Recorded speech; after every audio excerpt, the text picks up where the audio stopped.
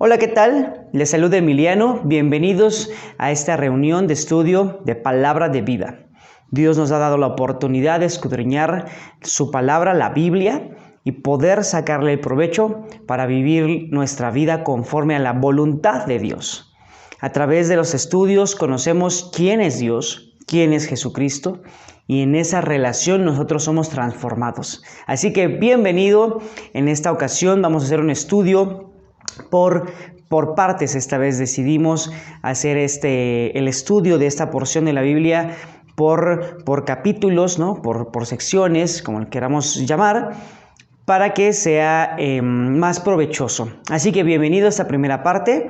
Vamos a empezar en Deuteronomio capítulo 11 y pues sin más, vamos a comenzar dándole gracias a nuestro Dios si me quiere acompañar en una oración. Dios mío, te damos gracias por la bendición de poder estar delante de ti, escudriñando tu palabra y abiertos totalmente a la revelación de la misma. Gracias por el enorme privilegio y el honor que es poder ser guiados y conducidos por tu mismo Espíritu para el verdadero conocimiento de ella.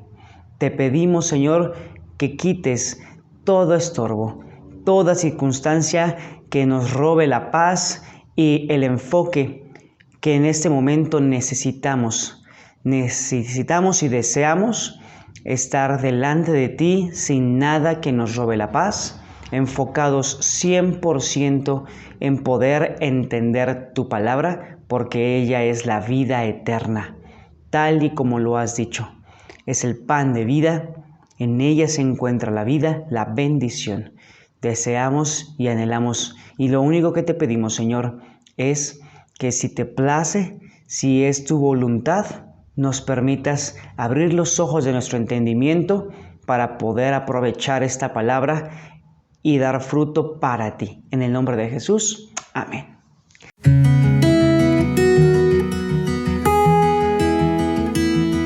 Muy bien, como le he comentado, vamos a comenzar en Deuteronomio capítulo 11. Y lo que voy a hacer es dar lectura rápidamente a todo el capítulo 11 para empezar entonces con nuestro estudio. Espero que esté bien para usted. Así que vamos a comenzar. Deuteronomio capítulo 11. Amarás pues al Señor tu Dios y guardarás sus ordenanzas, sus estatutos, sus decretos y sus mandamientos todos los días. Y comprendan hoy, porque no hablo con sus hijos que no han sabido ni visto el castigo del Señor su Dios, su grandeza, su mano poderosa y su brazo extendido, y sus señales y sus obras que hizo en medio de Egipto, a Faraón rey de Egipto, y a toda su tierra, y lo que hizo el ejército de Egipto, a sus caballos, a sus carros, cómo precipitó las aguas del mar rojo sobre ellos, cuando venían tras ustedes. Y el Señor los destruyó hasta hoy. Y lo que ha hecho con ustedes en el desierto hasta que han llegado a este lugar. Y lo que hizo con Datán y Abiram, hijos de Eliab, hijo de Rubén, cómo abrió su boca la tierra y los tragó con sus familias, sus tiendas y todo su ganado en medio de todo Israel. Mas sus ojos han visto todas las grandes obras que el Señor ha hecho.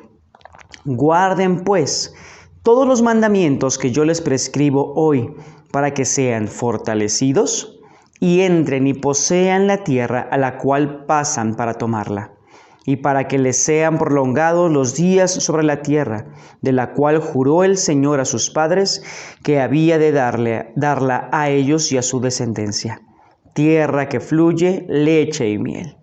La tierra a la cual entran para tomarla no es como la tierra de Egipto, de donde han salido, donde sembraban su semilla y regabas con tu pie como huerto de hortaliza.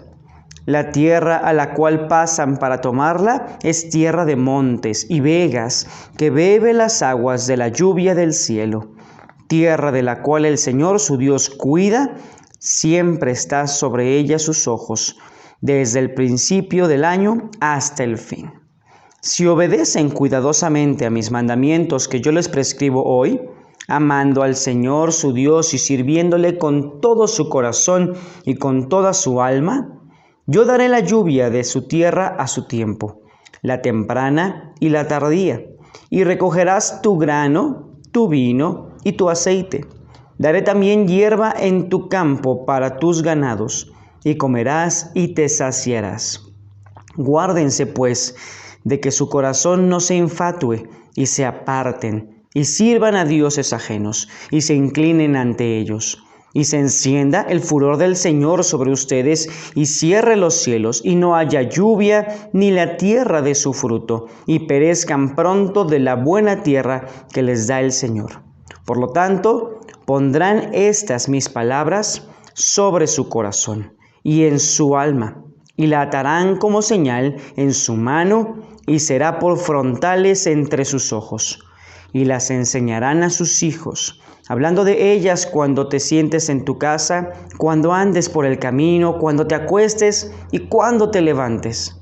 Y las escribirás en los postes de tu casa y en tus puertas, para que sean sus días y los días de sus hijos tan numerosos sobre la tierra que el Señor juró a sus padres que les habría de dar, como los días de los cielos sobre la tierra. Porque si guardan cuidadosamente todos estos mandamientos que yo les prescribo para que los cumplan, y si aman al Señor su Dios, andando en todos sus caminos y siguiéndole a Él, el Señor también echará de delante de ustedes a todas estas naciones, y desposeerán naciones grandes y más poderosas que ustedes. Todo lugar que pisare la planta de su pie será suyo, desde el desierto del Líbano, desde el río Éufrates, hasta el mar occidental será su territorio. Nadie se sostendrá de delante de ustedes. Miedo y temor de ustedes pondrá el Señor su Dios sobre toda la tierra que pisaren, como Él les ha dicho. He aquí, yo pongo hoy delante de ustedes la bendición y la maldición. La bendición, si oyen los mandamientos del Señor su Dios, que yo les prescribo hoy, y la maldición, si no oyen los mandamientos del Señor su Dios, y se apartan del camino que yo les ordeno hoy, para ir en pos de dioses ajenos que no han conocido. Y cuando el Señor tu Dios te haya introducido en la tierra a la cual vas para tomarla, pondrás la bendición sobre el monte Gerizim y la maldición sobre el monte Ebal, los cuales están al otro lado del Jordán, tras el camino del occidente en la tierra del Cananeo, que habita en el Arabá frente a Gilgal, junto al encinar de Moré.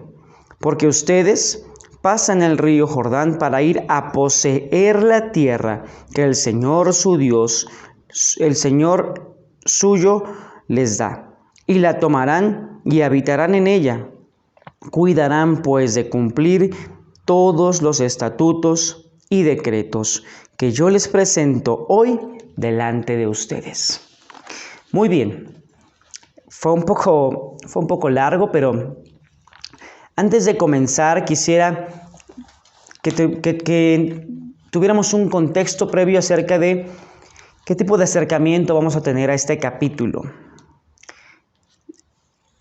Vamos a hacer una analogía o una comparativa entre la misión que tienen los israelitas de poseer la tierra prometida y la vida cristiana, como Dios también nos da herramientas para poseer la tierra que Él ya nos ha dado. Esa tierra va a ser nuestra propia vida, esa tierra interna que nosotros debemos conquistar. Parece curioso porque Dios ya la ha conquistado por nosotros, pero al mismo tiempo nosotros debemos tener dominio propio sobre nuestra vida. Así que en esa comparativa entre la toma de la tierra prometida por parte de Israel y la vida cristiana, vamos a estar introduciéndonos a través de este estudio versículo a versículo. En el primer versículo dice: amarás al Señor tu Dios y guardarás sus ordenanzas, sus estatutos, sus decretos y mandamientos todos los días. El primer verbo con el que comienza es amarás.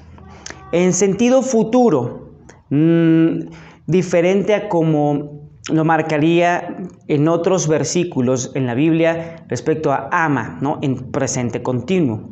Y esto porque está considerando que la forma en la que nosotros podemos llegar a amar al Señor en futuro es cuando podamos ingresar por completo a esa tierra prometida. Es decir, cuando podamos vivir por completo una vida cristiana, una vida como seguidor, siervo, redimido de parte de Jesucristo. Un hombre que no ha nacido de nuevo, un hombre o una mujer que no ha nacido de nuevo, no puede amar al Señor por completo. Lo podrá respetar, lo podrá reconocer, podrá entender que Dios es Señor de la creación, pero llegar a amarlo por completo es una acción que no va a poder realizar a menos de que entienda que Dios nos ha amado primero. Primera de Juan nos dice que nosotros le amamos porque Él nos amó primero. Y este concepto, o esta idea, este principio, mejor dicho, solo se puede entender cuando uno ha nacido de nuevo, cuando has entregado tu vida al Señor. Así que es un buen punto para comenzar. Conocer y entender que solo llegaremos a amar al Señor con todo nuestro corazón cuando en efecto Dios renueve nuestra vida, renueve nuestro corazón y tengamos entonces un corazón nuevo con el cual amarlo. Cuando primero hayamos entendido con cuán grande amor nos ha amado o la forma en la que ha demostrado su amor hacia nosotros.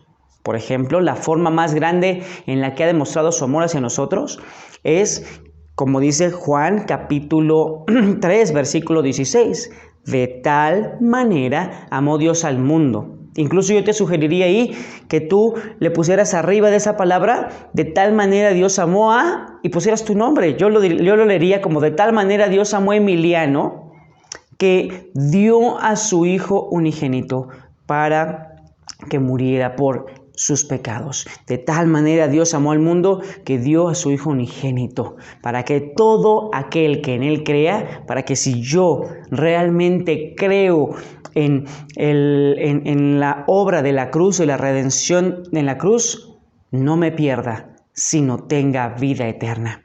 Así que en nuestro primer versículo ya nos está dejando algo muy particular. Vamos a avanzar. Dice, guardarás los mandamientos, guardarás las ordenanzas, estatutos, decretos y mandamientos. No son necesariamente sinónimos, no son necesariamente cuatro formas de mencionar la misma palabra. Son una forma de encuadrar, por así decirlo, ponerle límites a que la palabra es una sola. La voluntad de Dios es una sola y está enmarcada por ordenanzas, estatutos, decretos y mandamientos. ¿Sí?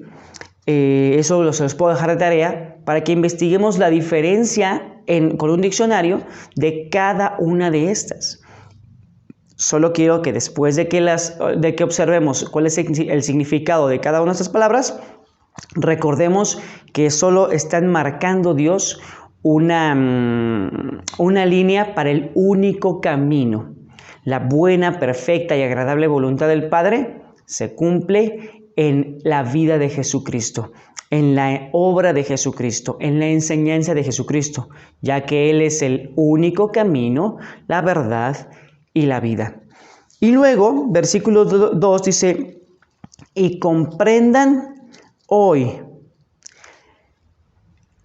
Vamos a leerlo. Y comprendan hoy, porque no hablo con sus hijos, que no han visto el castigo del Señor y su grandeza. En los siguientes versículos, Dios nos está hablando acerca de la manera en la que saca al pueblo de Egipto, saca al pueblo de Israel de la tierra de Egipto, hace estas obras, estas señales tan impresionantes para los ojos y para la vida de los israelitas, que es imposible que ellos se olviden de ellas. Definitivamente hay milagros en nuestra vida, hay milagros que Dios opera a veces todos los días. Hay formas asombrosas e inexplicables, lógicamente, que solo pueden ser atribuidas al favor de Dios.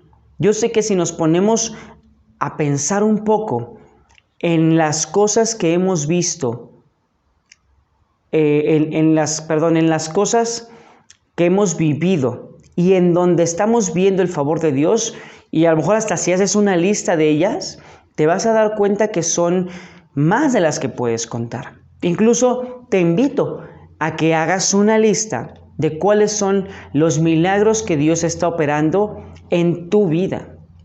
A lo mejor piensas, bueno, que me despierte hoy, que tenga vida el día de hoy, ya es un milagro. Sobre todo en estos tiempos, tener salud, tener trabajo, cualquier situación que tú puedas empezar a enumerar, que lo consideres un milagro y obra poderosa que Dios ha hecho para mostrar su amor hacia ti. Haz esa lista. Y aquí cuando le dice al pueblo de Israel, comprendan hoy, porque no estoy hablando con sus hijos, no estoy hablando con los que no han visto las obras, estoy hablando con ustedes que son capaces de entender las obras. ¿Cuál es la diferencia aquí? La diferencia es que son unos capaces de comprender las obras que Dios ha hecho en su vida y otros que aún no son capaces de comprender las obras que Dios ha hecho en su vida. Y ahí hay una diferencia entre el niño y el adulto. Hay una diferencia entre el que es capaz de comprender los milagros de Dios en su vida y el que todavía no es capaz de comprender. Dicho en otras palabras, cuando los niños crecen en un hogar en donde siempre tienen alimento, ropa cada 6 meses, por ejemplo, cada año, nunca les ha faltado la luz, o quienes a lo mejor hasta el internet, o sea, que hay ciertos servicios, ciertas comodidades que nunca han faltado en su hogar. Esto, bueno, gracias a Dios y gracias a sus padres. Cuando los niños crecen en ese ambiente, pues para ellos es de lo más normal. Incluso a veces yo he visto una situación muy curiosa con mi hija. Cuando algo hace falta en la casa, ella simplemente me dice, pues ve y cómpralo, ¿no? O sea, dice, falta esto, lo voy a comprar. A veces hasta ella dice, yo lo voy a comprar, ¿no? Porque todavía no entiende el concepto de ganar dinero, trabajar para ganar dinero, administrarlo y poder costear ciertos bienes o servicios. Para ellos, como siempre han tenido este beneficio, para ellos es más que normal el hecho de que haya comida en la mesa, de que haya luz, de que haya, todos los servicios que pueda haber en casa, ¿no? Entonces, hasta que ella pueda crecer y empezar a ver la diferencia entre tener y no tener, o empezar a ver lo que cuestan las cosas, va a poder comprender que hay un esfuerzo detrás de cada una de las cosas que tenemos, de las cosas materiales. Pero también está el favor de Dios, ese milagro, esa forma en la que Dios está guardando nuestra vida día tras día.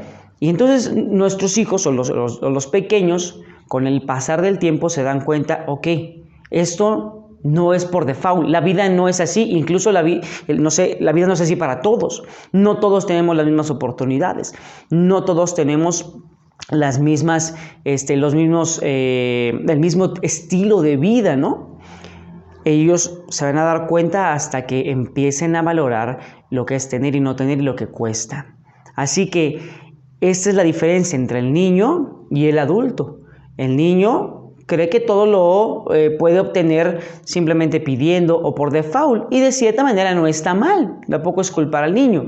Tiene que aprender a que las cosas cuestan. Por eso, una de las grandes diferencias entre un niño y un adulto es valorar. Escucha bien, una de las grandes diferencias entre un niño y un adulto es valorar. Valorar lo que cuesta cada cosa te vuelve responsable. Te debería ser responsable. Entre más valores lo que cuesta, el esfuerzo, el tiempo, más responsable vas a ser sobre lo que tienes a tu cargo, sobre el tiempo que tienes, sobre la vida que tienes, sobre los recursos que tienes. Más responsable vas a ser. Así que es uno de los puntos cruciales entre la niñez y la madurez. De hecho, la Biblia no hace una distinción de etapas como la hacemos el día de hoy. El día de hoy decimos, bueno, están los niños, no, los bebés. Luego están los bebés grandes, ¿no? No sé la palabra en español, pero en inglés los americanos le dicen toddler, ¿no? Y luego están los niños entre 4, 5 años, 6 años, y luego vienen los preadolescentes. Y bueno, hay tantas clasificaciones para poder ver a los pequeños, pero en realidad la Biblia solo habla de niños, jóvenes y adultos. Y bueno, y ancianos, por supuesto. Niños, jóvenes, adultos y ancianos. Pero estas cuatro clasificaciones van en función a la madurez. Van en función a la madurez. Estas clasificaciones de niño, joven, adulto, ¿no? Y anciano van en función a la madurez. Por ejemplo, los proverbios cuando dicen, instruye al niño en su camino, ¿no? Y cuando fuere grande, cuando fuere viejo, no se apartará de él. Hay una etapa en la cual deben ser instruidos y es la etapa de la niñez. Diferente a otra etapa, Pablo le escribe a Timoteo como que no tengan en poco tu juventud. La juventud es otra etapa. Sí aprendo en la juventud, pero ya es momento de empezar a desarrollarme para tener responsabilidad. Es decir, la juventud ya es la etapa en la cual yo empiezo a tomar la responsabilidad de mi vida. ¿Eso a qué edad es? Pues puede ser, no sé, a los 14, a los 15, o sea, dependiendo de cada vida. No hay una edad en específico. Hay gente de 40 años que todavía está en la madurez, que todavía está en la juventud. Y no porque se sientan jóvenes, sino porque aún no tienen la responsabilidad completa sobre sus vidas. O hay gente, no sé, de 20 años que todavía está en la niñez. Porque así como dice la palabra, en Hebreos, ustedes debiendo ser ya maestros, siguen necesitando de la leche espiritual como niños. Debiendo ser ya maestros, siguen necesitando de la leche espiritual como niños. Hay gente de 20, de 30, o sea, la edad no es la que determina la etapa de madurez conforme a la Biblia, sino la capacidad de ser responsables sobre nuestra vida y sobre nuestro entorno. Cuando Dios exhorta en Deuteronomio 11, les dice, no les estoy hablando a los niños, no les estoy hablando a los que no tienen la madurez para entender, sino estoy hablando a los que tienen la madurez para reconocer que es Dios el que te ha sacado de Egipto. ¿Tú tienes la madurez para reconocer que es Dios el que te ha sacado de esa vida de pecado? Egipto, en la mayoría de veces en la Biblia, va a representar al pecado. Va a representar a la vida en pecado, a una vida pasada, una vida sin Dios. Es por eso que Dios en el Éxodo somete tan fuertemente a los ciudadanos en Egipto. Es por eso que Dios lanza 10 plagas para humillar al corazón de los egipcios, porque tenían 10 diferentes dioses a los cuales ellos adoraban. Y cada uno de ellos fue derribado a través de cada una de las 10 plagas. Casi siempre vas a ver que Egipto se menciona como un lugar de pecado. De hecho, hasta en la ubicación geográfica, Dios utiliza eso como un símbolo. Respecto de dónde está Israel, Egipto está abajo. Y casi siempre vas a ver, descendieron a Egipto. Casi siempre vas a ver que cuando alguien desciende es porque está dejando ese lugar en el que Dios nos ha puesto, este lugar, digamos, de altura espiritual, no de altura de creerse más, de subirse un tabique y marearse, sino está hablando de un lugar, de una posición espiritual. Y cuando desciende, la Biblia cuando menciona que alguien desciende es porque está abandonando la identidad que Dios le ha dado. Para ponerte un ejemplo, podemos ver la vida de Sansón. Ahí en Jueces, me parece que en Jueces 7, podemos ver que Sansón descendió a Egipto y ahí encontró una mujer con la cual él se quería casar. Pero él tuvo que primero descender, es decir, dejar la identidad que Dios le había dado. Sansón tuvo una promesa maravillosa para su vida, dada a sus padres, y luego sus padres la transmitieron a él y empezaron a cuidar de su corazón y de su vida de tal forma en que la promesa de Dios, el objetivo de Dios, el propósito de Dios se cumpliera en la vida de Sansón. Pero Sansón, llegado un tiempo, digamos, de esa niñez, no pasó a la madurez, no pasó a esa juventud en donde él tenía que empezar a valerse por sí mismo, a ser responsable, y desciende a Egipto. ¿Para qué? Pues para encontrarse con puros problemas. Tú y yo podríamos, o es una posibilidad que espero no la hagamos, espero que consideres que cada vez que pecamos deliberadamente, cada vez que decidimos cerrar la Biblia o no hacer caso a la voz de Dios, estamos descendiendo al lugar de pecado. Tenemos una posición en Cristo y descendemos y la abandonamos deliberadamente, porque ya los que conocemos que en Cristo somos criaturas nuevas, los que conocemos que en Cristo estamos sentados a la diestra, estamos sentados en los lugares celestiales, como dice Efesios, los que ya conocemos eso y pecamos deliberadamente, simplemente estamos dando la espalda y descendiendo a ese lugar. Es como esta tablita, ¿no? O esta lista de descenso que narra Pablo en la carta de Romanos, ¿no? Dice: aquellos que conociendo a Dios, ¿no?, conociéndole, estando en cierta posición, no le reconocieron como a Dios, ¿no?, sino que se envanecieron en sus propios razonamientos y su necio corazón fue entenebrecido. Por lo tanto, Dios mismo los entregó a inmundicias. Dios mismo los entregó a su propia concupiscencia y van descendiendo, ¿no?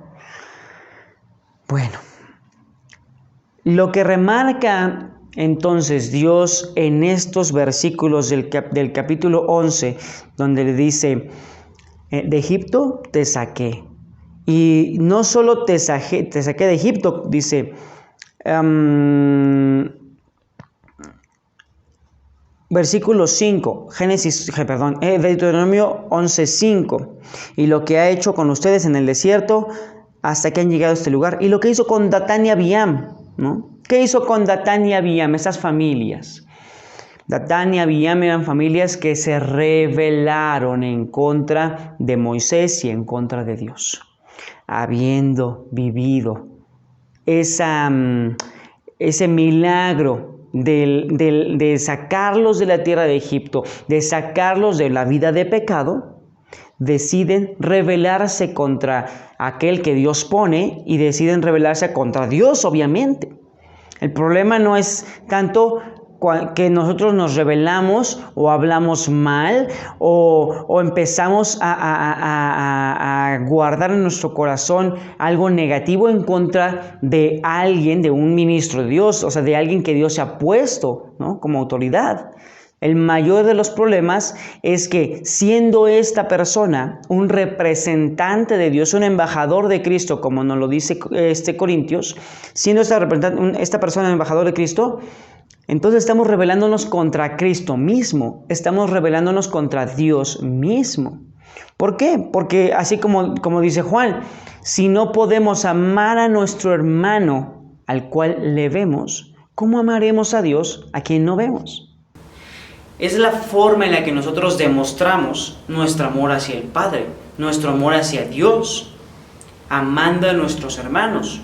Y de igual manera, las personas que se encuentran en una posición de servicio al Señor también deben ser amadas, también deben ser, ni siquiera es necesario en una forma mayor, amamos a todos por igual, si no sería favoritismo, pero sí en una forma constante y que se demuestre. ¿Qué pasa? ¿Qué es lo que está señalando aquí Dios en Deuteronomio 11? está señalando que hubo unas personas, Datán y Abiram, hijos de Eliab, hijos de Rubén. Rubén es la tribu, ¿no? O sea, israelitas 100%. Estos israelitas 100% se rebelaron en contra de Moisés, en contra de Dios por ende, y rebelarse, hablar mal, les trajo sobre su familia maldición. La maldición del Señor no es un castigo que Él saque, no es no es como una reprensión de Él. Él aparte maneja su reprensión para con sus hijos, eso existe. De parte de Dios hay reprensiones a sus hijos. Pero la maldición de Dios es un estado natural sin Dios. Es un estado natural en donde al hacer mi propia voluntad estoy sujeto entonces a ser responsable de mis actos, a que si yo hablé maldición, sobre mi vida traigo maldición, a que si yo opero en rencor, traigo sobre mi vida rencor, a que si yo deseo el mal para una persona, traigo sobre mi vida mal. Entonces la maldición de Dios no es un castigo de parte de Él, no es una reprensión de parte de Él, es el estado natural, el resultado natural de una vida sin considerar a Dios. Y en este caso, para el pueblo de Israel, Dios tuvo que marcarlo de una forma muy clara. Dios tuvo que hacerlo de una forma, incluso podría parecer, de película grotesca. La tierra se abrió y cayeron al abismo esas familias, cayeron al abismo esas personas. ¿Por qué se abre la tierra y cae en el abismo? Recuerda que, número 1, descender, y número 2, este lugar abajo, o este lugar debajo de la tierra, está relacionada, o es una forma en la que Dios nos hace entender que hay un Seol, hay un lugar apartado de Dios. Este lugar apartado de Dios, este Seol, este lugar en donde ya la presencia de Dios no es que no esté, porque Dios está en todas partes, pero la bendición de Dios ya no le opera a la gente que está separada por la tierra, separada en este lugar. Miren, por poner un ejemplo, vamos a ver la historia de el siervo de esta persona rica, de este sacerdote. Me parece, olvidé el nombre, me parece que es Eliezer, no.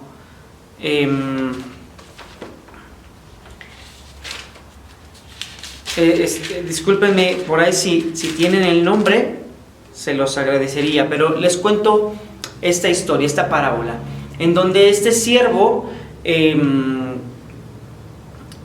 realidad la historia no gira en torno al siervo, la historia gira en torno a este hombre rico, a este hombre sacerdote, que desciende al Seol. Y estando ahí, cuenta Jesús, que estando ahí en un lugar de tormento, ruega a Abraham, puede visualizar a Abraham, y en el seno de Abraham ve al siervo ve a su siervo, ¿no? Al siervo, repito, me parece que se llama Eliezer, pero no estoy 100% seguro. Ve a su siervo y le dice: por favor, ruega, te ruego que vaya mi siervo a avisarle a mis hermanos de que el Seol verdaderamente existe, de que este lugar apartado del favor de Dios y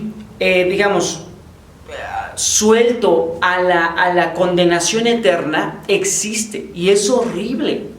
Por favor, manda. Y entonces Abraham le contesta: es que si ellos no le hicieron caso a Moisés, a quien habló acerca de Jesucristo, a todos los que proclamaron que Jesucristo vendría, que un Salvador vendría, para que solo a través de Él pudiéramos salvar nuestras vidas del castigo eterno, si no le creyeron a Él, menos le creerán a una persona aunque se levantara de entre los muertos. Menos le creerán a tu siervo aunque se levantaran de entre los muertos. Entonces, habla de este lugar que está separado, ¿no? e incluso le dice, es que entre donde estás tú y donde estamos nosotros hay un abismo, o sea, hay una separación debajo de la tierra. Entonces usa siempre esta imagen, por así decirlo, esta referencia de un lugar que está debajo de la tierra para indicar, hay un lugar eterno, de castigo eterno, un lugar en donde Dios sigue siendo rey, Dios sigue siendo Dios en todo el universo, en todos lados, pero está reservado este lugar para el castigo eterno de todos aquellos que deciden voluntariamente negar a Dios, vivir su vida a su manera, vivir su vida a sus términos, bajo sus propios términos, y no reconocer a Jesucristo como Salvador de nuestra alma. En lugar de lloro y crujir de dientes, ese infierno. Así que eso es lo que está señalando. Y por eso el versículo 7, Deuteronomio capítulo 11, versículo 17 dice, mas sus ojos han visto todas las grandes obras que el Señor ha hecho.